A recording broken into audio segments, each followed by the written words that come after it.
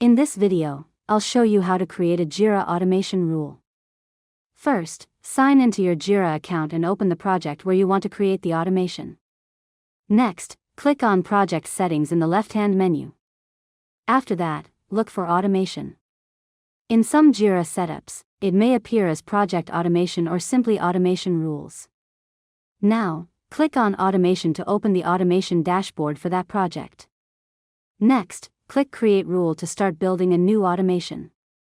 After that, choose a trigger. This is what starts the automation. For example, you can select Issue Created, Issue Updated, or Issue Transitioned. Now, add conditions if needed.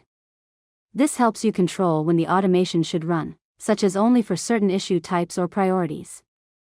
Next, add an action. This is what Jira will do automatically. For example, you can assign an issue, change its status, add a comment, or send a notification. After that, review your rule setup carefully to make sure everything is correct. Now, click Save and give your automation rule a name. Next, turn the rule on so it becomes active in your project. Finally, test it by creating or updating an issue and checking if the automation runs correctly. And that's it. You've successfully learned how to create a Jira automation rule.